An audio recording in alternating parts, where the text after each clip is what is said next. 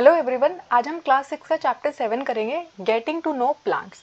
तो आप जब कभी बाहर जाते हो तो आपने ना अलग अलग टाइप के प्लांट्स देखे हैं कि नहीं देखे हैं, और उनको देख के ना आप क्या समझते हो, आप उन्हें सही से कैटेगराइज कर पाते हो कि नहीं कर पाते हो। आज का चैप्टर ना हमें यही बताएगा।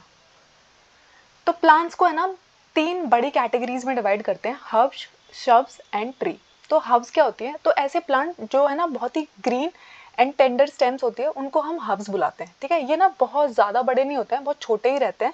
ठीक है, और इनकी बहुत ज़्यादा ब्रांच भी नहीं होती है। तो इसके एग्जाम्पल क्या है? जो धनिया है, जो पुदीना है, ये सब के इसके एग्जाम्पल है, हर्ब्स के एग्जाम्पल है। ठीक है, फिर श्रब्स में ना थोड़े बड़े प्लांट आते हैं। ठीक है, जब आप किसी स्कूल के पास से गुजरते हैं या आपने पार्क में जाते हैं तो आपको पता है, आपने देखा पार्क में ना बहुत सारी हेजेस लगी होती है, साइड साइड किनारे पे ना थोड़े ऐसे प्लांट लगे होते हैं जिनकी स्टेम को अगर आप देखोगे ना तो वो थोड़ी है ना लकड़ी की तरह दिखती है। ठीक है, ग्रीन नहीं दिखती है, हार्ड होती है, लेकिन बहुत मोटी भी नहीं होती है। ठीक है, इसको हम क्या बोलते हैं? श्रब्स बुलाते हैं। तो जैसे रोज, मेहंदी, हिबिस्कस, ये सारे प्लांट्स किस में आते हैं? श्रब्स में आते हैं। इनकी हाइट है ना हब से बड़ी होती है और ट्री से छोटी होती है। ठीक है, उसके बाद आते हैं ट्रीज, बड़े बड़े पेड़। तो आपने देखा होगा बरगद का पेड़, पीपल का पेड़। अगर आपने इन पेड़ों को देखा है, ठीक है, एक तो इनकी बहुत ही हार्ड स्टेम होती है, बहुत थिक होती है। आपने देखा ना कितनी चौड़ी हो सकती है। एक बैनियन ट्री को अगर आप हग करने की कोशिश करोगे तो शायद वो आप उसे हग भी ना कर पाओ, इतना चौड़ा भी हो सकता है। ठीक है, बहुत ही हार्ड स्टेम होती है इनकी और बहुत सारी ब्रांचेस होती है, ऊपर ऊपर तक जाई रहती है। ठीक है, तो इसको हम क्या बुलाते हैं? ट्रीज बुलाते हैं। तो हर्ब्स, श्रब्स एंड ट्रीज आपको क्लियर है कि किसको बोलते हैं? उसके बाद आता है कुछ प्लांट ऐसे होते हैं जिनकी स्टेम है ना बहुत ही वीक होती है, वो सीधे खड़े भी नहीं हो सकते और जमीन जमीन पे फैलते रहते हैं। इन प्लांट्स को है ना हम क्रीपर्स बुलाते हैं। ठीक है, तो क्रीपर हम उस चीज को कहते हैं ना जो जमीन पे रेंग रही होती है। तो ये प्लांट है ना जमीन पे रेंग रहे होते हैं, ऐसा लगता है, तो इसलिए इनको हम क्या कहते हैं? क्रीपर्स कहते हैं। तो अगर आपने है ना कभी तरबूज को देखा है या फिर कद्दू को देखा है तो उनकी बेलें है ना जमीन पे बहुत एरिया को घेर लेती है, और वहीं से, क्योंकि देखो ना पंपकिन और वाटरमेलन इतने हैवी होते हैं, अगर वो प्लांट पे सीधा लगेगा भी तो कितना डिफिकल्ट होगा। ठीक है, तो क्रीपर्स हम उनको कहते हैं जिनकी स्टेम्स बहुत वीक है, वो सीधे खड़े भी नहीं हो सकते, वो जमीन पे ही फैले रहते हैं, उनको हम क्रीपर्स बुलाते हैं। फिर होते हैं क्लाइंबर्स। इनकी स्टेम भी है ना इतनी स्ट्रॉन्ग तो नहीं होती, लेकिन फिर भी है ना ये क्लाइम कर जाते हैं सपोर्ट लेके। ठीक है, तो आपके घर पे अगर मनी प्लांट है, अगर पी प्लांट है, ठीक है, तो आप देखोगे ना उनकी जो स्टेम होती है, डेंड्रिल होती है, वो अपने आप को है ना वॉल पे या फिर जो भी सरफेस आपने उसके पीछे लगा रखा होगा ना उसको यूज करके क्लाइम कर जाती है। ठीक है, चढ़ जाती है, दीवारों पे चढ़ जाती हैं ऐसी बेलें। ठीक है, तो इनको हम क्या बुलाते हैं? क्लाइंबर्स बुलाते हैं, क्योंकि क्लाइम कर रहे हैं ना। तो आपको क्लियर हो गई ये पांचों categories, herbs, subs, tree, creepers and climbers. अब देखो ऐसे ऐसे दिखता है आपका, तो आपका ट्री देखो कैसे दिखता है, उसकी कितनी थिक स्टेम हो सकती है और उसकी कितनी सारी ब्रांचेस हो सकती है, एक कैनोपी फॉर्म करता है। श्रब जो होता है उसकी जो स्टेम होती है वो थिक होती है। उसके बाद आता है हर्ब। ठीक है, और क्लाइंबर जिसको है ना हम किसी जमीन पे या फिर मतलब दीवार का सपोर्ट लेके चढ़ा सकते हैं।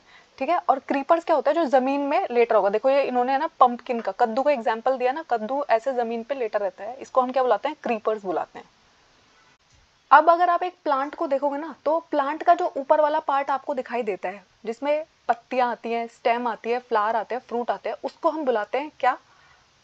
Shoot system. और प्लांट का एक अंडरग्राउंड पोर्शन भी होता है ना, जिसको आप ऐसे नहीं देखते, जब आप प्लांट को उखाड़ते हो तब दिखाई देता है, जिसको हम रूट बुलाते हैं, उसको हम बुलाते हैं रूट सिस्टम। तो प्लांट के यही तो पार्ट होते हैं।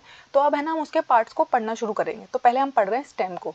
ठीक है, तो स्टेम है ना प्लांट की अपवर्ड मूवमेंट में हेल्प करती है। स्टेम जो होती है वो वाला पार्ट होती है जिसके साइड में से लीव्स निकलेगी। ठीक है, और जो सारे के सारे पानी हम रूट को देते हैं, वो मिनरल्स जो हम रूट को देते हैं वो प्लांट में ऊपर पहुंचाने का काम कौन करता है? स्टेम करता है। ठीक है, और जो सारे पार्ट है, लीफ है, फ्रूट है, फ्लावर है, वो स्टेम से ही अटैच्ड होते हैं।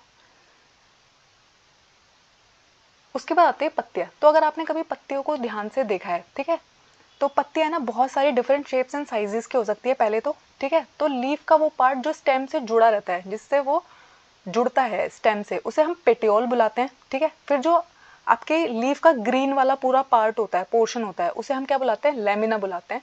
ठीक है, अगर आप है ना पत्तों को बहुत ध्यान से देखोगे तो उसमें से है ना बहुत सारी लाइंस निकल रही होती है। ठीक है, तो जो बीच में से एक लाइन निकल रही होती है जो बहुत ही थिक होती है, उसको हम बुलाते हैं मिडरिप। ठीक है, और साइड्स में से जो लाइन निकल रही है उसको हम क्या बुलाते हैं? वेन्स बुलाते हैं।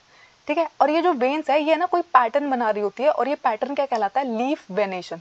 तो कभी कभी है ना आपसे ऐसा पूछा जाता है कि आपको पत्तियां दी जाती है डिफरेंट डिफरेंट टाइप की, और पूछा जाता है कि इसमें पैरेलल वेनिएशन है कि इसमें रेटिकुलेट है। तो अगर है ना बहुत सारे नेट लाइक स्ट्रक्चर बन रखा है, ठीक है, कोई भी रिब किधर भी जा रही है, ऐसे ऐसे ऐसे उन्होंने एक नेट सब बन रखा है, उसको हम बुलाते हैं रेटिकुलेट। और अगर आपकी जो वेन्स है वो है ना सिर्फ पैरेलली जा रही हैं एक दूसरे के, तो उसको हम बुलाते हैं पैरेलल वेनेशन, ठीक है। तो ऐसा है ना मोस्टली ग्रास फैमिली में देखने को मिलता है। अगर कभी भी आप है ना घास वाले पौधों को देखोगे ना जिसमें वीट भी आता है, तो अगर आप वीट को कभी भी देखोगे ना उसकी जो पत्तियां होती है वो पैरेलल वेनेशन शो करती है। और मैक्सिमम जो हमारे पीपल का पेड़ है, ठीक है, ये सब क्या दिखाती हैं, ये सब रेटिकुलेट वेनेशन का दिखाती हैं। अब देखो ध्यान से इस वाले एग्जाम, ये देखो ये हमारी स्टेम है, स्टेम से जो पार्ट लीफ को अटैच कर रहा है उसको हम पेटियोल बुलाते हैं। ये ग्रीन वाला पूरा का पूरा पोर्शन लीफ लेमिना बुलाता है। ये जो आगे वाला पोर्शन है इसको हम इसका टिप बुलाते हैं, ठीक है। बीच में से जो एक बहुत ही प्रोमिनेंट रिब जा रही है इसको हम क्या कहते हैं, मिड रिब कहते हैं। फिर साइड में से आप देख रहे हो इतनी सारी वेन्स निकल रही हैं, इनको हम वेन बुलाते हैं, ठीक है। और इस वाले लेमिना वाले पार्ट को है ना, और ये जो इस पर डिजाइन बना है इसको हम ब्लेड भी बुलाते हैं, ठीक है। अब ये देखो पैरेलल वेनेशन और रेटिकुलेट वेनेशन कैसे दिखता है। तो रेटिकुलेट वेनेशन में देख रहे हो आप कैसा अलग पैटर्न है, और पैरेलल वेनेशन में क्या हो रहा है, जो सारी की सारी वेन्स है वो बस एक दूसरे के पैरेलल जा रही है। मोस्टली ऐसा वीट फैमिली में होता है, ठीक है, ग्रासेस की फैमिली में होता है। और हमारे ज़्यादातर एग्जाम्पल जो है वो रेटिकुलेट वेनेशन के, अगर आप कभी भी पीपल की पत्तियों को देखेंगे तो आपको क्या दिखाई देगा, रेटिकुलेट वेनेशन दिखाई देगा। आपको ये डिफरेंस पता होना चाहिए, पैरेलल वेनेशन कैसा दिखता है, रेटिकुलेट वेनेशन कैसा दिखता है, किस पॉइंट को हम क्या बुलाते हैं, नोड किसको बुलाते हैं, स्टेम किसको बुलाते हैं, ठीक है। आपको पता है जैसे हमारी बॉडी है ना एक्स्ट्रा पानी को है ना पसीने के थ्रू बाहर निकालती है, वैसे ही प्लांट्स भी क्या करते हैं, उनके अंदर भी एक प्रोसेस होता है जिसमें है ना एक्स्ट्रा वाटर को वो वेपर की फॉर्म में है ना हवा में बाहर निकाल देते हैं। इस प्रोसेस को हम कहते हैं ट्रांसपिरेशन, ठीक है। बहुत सारा पानी प्लांट्स एयर में बाहर निकालते हैं ट्रांसपिरेशन के प्रोसेस के थ्रू, ठीक है। और जो हमारे पेड़ होते हैं, पौधे होते हैं सारे, वो अपना खाना है ना लीव्स की मदद से बुलाते हैं, इसलिए लीव्स को है ना फूड फैक्ट्री भी बुलाते हैं प्लांट की, ठीक है। तो आपने देखा ज़्यादातर लीव जो होती है वो ग्रीन कलर की होती है, उसके अंदर एक सब्सटेंस होता है जिसको हम क्लोरोफिल कहते हैं। और ये क्लोरोफिल क्या करता है, क्लोरोफिल है ना जब सनलाइट क्लोरोफिल पे पड़ती है वो इस सनलाइट को कन्वर्ट कर देता है कार्बन डाइऑक्साइड और वाटर की प्रेजेंस में खाना बनाने के लिए। और इस प्रोसेस को हम कहते हैं फोटोसिंथेसिस। फोटोसिंथेसिस वर्ड मिलके बना हुआ है दो वर्ड से, फोटोन प्लस सिंथेसिस। तो फोटोन वर्ड का मीनिंग होता है, अगर आपने कभी फिजिक्स पढ़ी है, फोटोन वर्ड का मतलब होता है पैकेट्स ऑफ लाइट, ठीक है। तो एनर्जी पैकेट्स जो होते हैं उनको हम फोटोन बुलाते हैं, ठीक है। तो ये एनर्जी सिंथेसाइज कर रहा है ना लाइट की मदद से, लाइट सन की जो लाइट इसने ट्रैप की थी उसको इसने कन्वर्ट कर दिया है किसमें, फूड एनर्जी बनाने के लिए। और इस पूरे प्रोसेस में ना क्या क्या यूज होता है, सनलाइट होनी चाहिए, क्लोरोफिल होना चाहिए, पानी होना चाहिए आपके पौधे के पास, और हवा में है ना CO2 गैस प्रेजेंट होनी चाहिए। ये चारों चीज़ें बहुत इंपॉर्टेंट होती है फोटोसिंथेसिस प्रोसेस के लिए। और इस प्रोसेस में है ना ग्लूकोज तो बनता ही है, उसके साथ साथ है ना ऑक्सीजन दिया जाता है। ऑक्सीजन यानी कि प्लांट बनाते हैं, ये उनका एक बायो प्रोडक्ट है जो उनके तो किसी काम नहीं आता, लेकिन हमारे लिए तो ऑक्सीजन बहुत ही ज़्यादा इंपॉर्टेंट है। अगर मैं हमारे एटमॉस्फेयर में से ऑक्सीजन को 5 मिनट के लिए भी गायब कर दूँ तो पूरा ह्यूमन सर्वाइवल खत्म हो जाएगा, है ना। अभी आपने देखा था कोविड वाले टाइम में ऑक्सीजन की कितनी कमी हो रही थी, तो ऑक्सीजन गैस हमारे सर्वाइवल के लिए बहुत ज़्यादा इंपॉर्टेंट है। उसके बाद है ना हमारे प्लांट का शूट के बाद जो पार्ट आता है रूट। तो अगर आपका एक प्लांट को कभी आप गमले में से उखाड़ोगे, ज़मीन में से उखाड़ोगे, तो नीचे वाला जो पार्ट होता है उसको हम बुलाते हैं अंडरग्राउंड पोर्शन, उसको हम रूट बुलाते हैं। अब वो रूट किस चीज़ में मदद करती है, प्लांट को है ना सॉइल में बांधे रखने का काम करना, उसे खड़े करने में मदद करना कौन करता है, रूट करती है। आपने देखा है कभी कभी ना हम प्लांट को बहुत ऊपर ऊपर लगा देते हैं, उसकी जड़ें है ना नीचे तक नहीं गई होती, तो आपने देखा जरा सी तेज आंधी आ जाए और वो प्लांट है ना गिर जाता है। आपने देखा कभी कभी सड़कों के किनारे इतने सारे पेड़ गिरे रहते हैं, क्यों, क्योंकि उनकी जो रूट है उसने है ना फर्मली उनको होल्ड नहीं किया हुआ था, ठीक है। उसके अलावा रूट का फंक्शन क्या होता है, अगर मैंने एक प्लांट में से रूट को कट कर दिया और उस प्लांट को बस डंडी की तरह लगाए रखा, तो आपको पता है वो थोड़े से दिन में वो डंडी सूख जाएगी, स्टेम सूख जाएगी। क्यों, क्योंकि हमारे जो सारे वाटर और मिनरल्स है उनको सॉइल से एब्जॉर्ब करने का काम कौन करता है, रूट करता है। हमारी जो रूट है वो दो टाइप में डिवाइडेड है, tap root and fibrous root, ठीक है। तो ऐसी रूट जिसमें है ना बस एक सेंट्रल एक्सिस होती है और छोटे छोटे हेयर्स उससे बाहर हो रहे होते हैं, उसे हम टैप रूट बुलाते हैं। और ऐसी रूट जिसमें है ना कोई सेंट्रल एक्सिस नहीं होती और बहुत सारी ब्रांचेस फाइबर्स फाइबर्स फाइबर्स जा रहे होते हैं इक्वल लेंथ के, उसे हम फाइब्रस रूट बुलाते हैं। तो टैप रूट तो आपने खाई भी होती है, तो जो गाजर, मूली, शलजम होती है, ये सब किसके एग्जाम्पल है, टैप रूट के। उसमें एक सेंट्रल एक्सिस होती है, और अगर आप कभी गाजर को ध्यान से देखोगे ना उसमें ना छोटे छोटे बाल बाहर निकल रहे होते हैं, ठीक है, वो सेंट्रल एक्सिस से बाहर निकल रहे वाले स्मॉल रूट हेयर्स है, तो वो किसका एग्जाम्पल है, टैप रूट का। फाइब्रस रूट किसकी होती है, अगर आप कभी है ना घास को उखाड़ के देखोगे, ठीक है, या फिर व्हीट को, राइस को, इनको उखाड़ोगे ना तो इनकी जो रूट होती है वो फाइब्रस रूट होती है, ठीक है, इक्वल लेंथ की होगी, उसमें कोई सेंट्रल एक्सिस आपको नजर नहीं आएगी। अब देखो इसको एग्जाम्पल के लिए, तो टैप रूट में देखो एक मेन सी रूट जा रही है, उसमें से छोटे छोटे बाल बाहर आ रहे हैं, लेकिन फाइब्रस रूट में ना इतने सारे इक्वल लेंथ के फाइबर्स बाहर जा रहे हैं, इसको हम बुलाते हैं फाइब्रस रूट, ठीक है।